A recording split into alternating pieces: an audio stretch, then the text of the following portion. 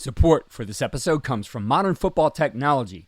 Modern Football Technology provides real-time opponent tendencies and self-scout while eliminating manual data entry into Huddle, DV Sport, and Exos. If you're tired of tools that are time-consuming to learn and perform inconsistently at best, then we recommend Modern Football for a fresh perspective. Schedule a demo today at teammofo.com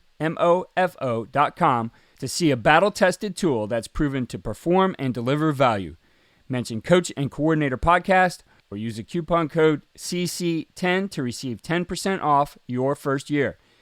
And listen to our recent episode featuring Folsom High School defensive coordinator Jordan Ersick to learn more about how the 2023 California State Champion uses modern football to dominate their opponents. This is Kirk Fridrich at Union High School in Tulsa, Oklahoma. You're listening to the Coach and Coordinator Podcast.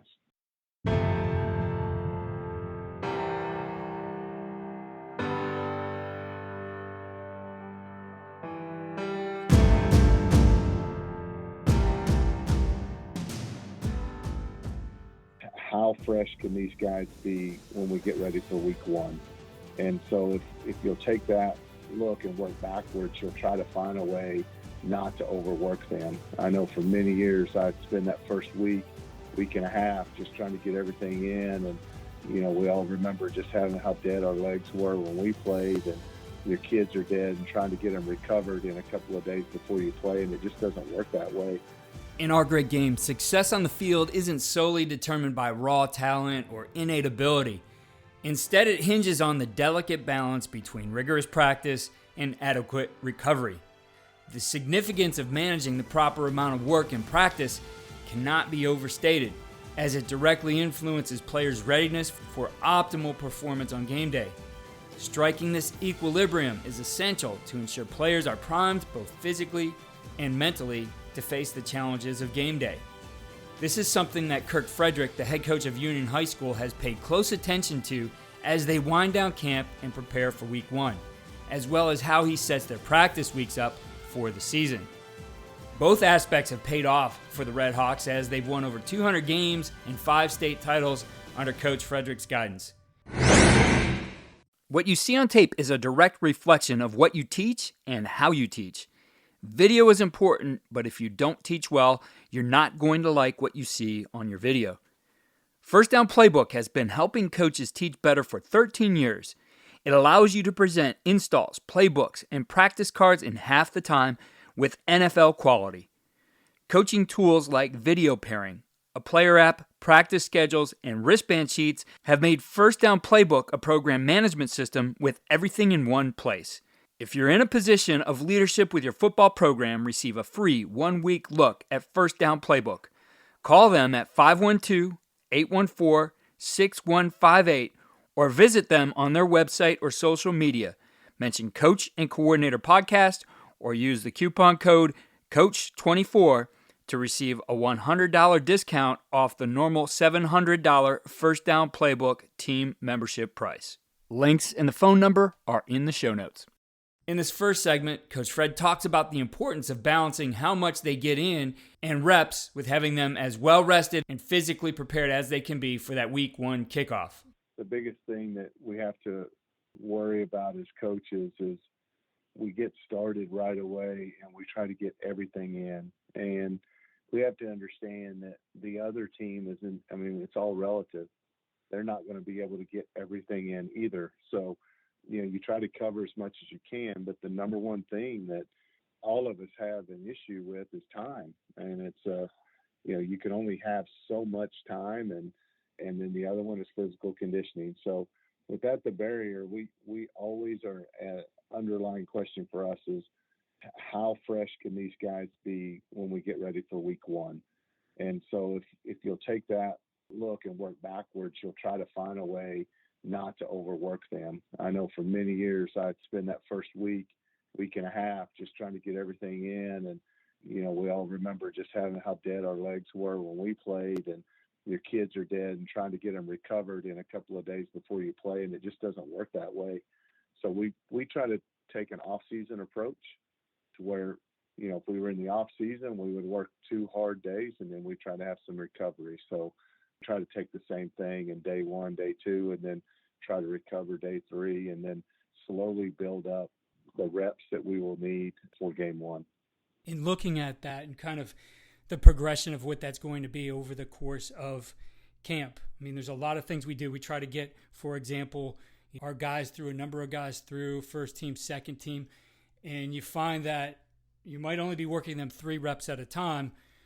Had Dr. Eric Quorum on the podcast one time talking about scripting for success and actually looking at how you put those reps together for them so that maybe you're simulating more like what a drive is in the game. How do you work that into the flow of, hey, we got to get everything in as well? Yeah, so I've definitely, you bringing up Eric Quorum is definitely kind of got me thinking this way several years back when I was visiting with him. And, we try to look at early on, trying to get like into a 4-play series and how we're doing stuff, and eventually working our way into those 6 and 8-play series. You get to a scrimmage and maybe you link that out to a 10-play series. And so you're slowly working that in. You got to look at a game, in the high school game, we're getting around 65 plays on average within a game. And you've got to break that down and think about what scenarios, how many first downs do you have? How many possession intents? What's the situation that you need on third down? And, if you'll break that down and stay within that model, you'll have a good chance of trying to hit that goal.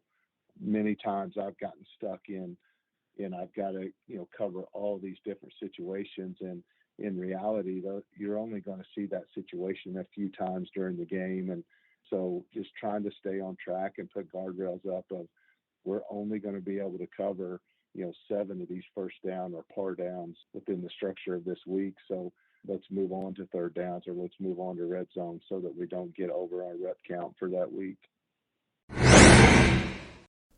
As coaches, we know that some of the biggest hurdles to our team's success can come from off the field. Your team needs support to tackle the endless list of expenses, uniforms, training equipment, travel, and more. But raising that money can feel like a full-time job. Thankfully, there's Vertical Raise. Vertical Raise is the premier online fundraising platform using innovative technology to create the easiest and most efficient system available. Raise more money in less time with a local fundraising coach who works with your team every step of the way to customize the ideal fundraiser.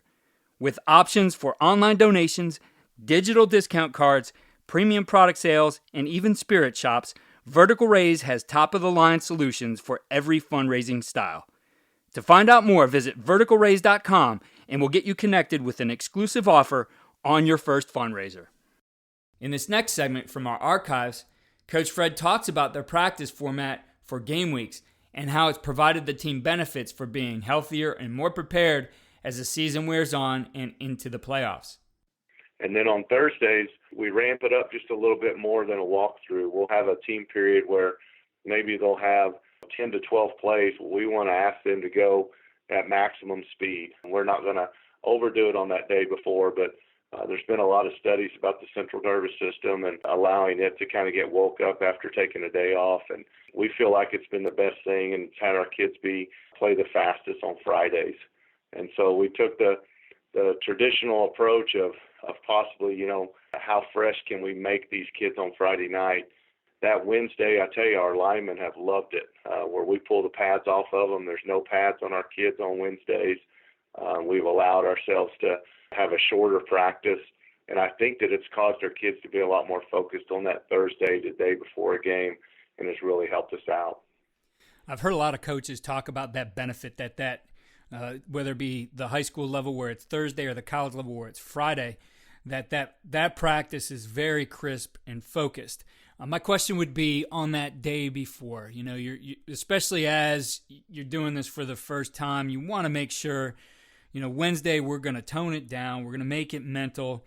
How are you still ensuring that you're getting the focus you need on that day? I think that one is probably as key to going fast on Friday.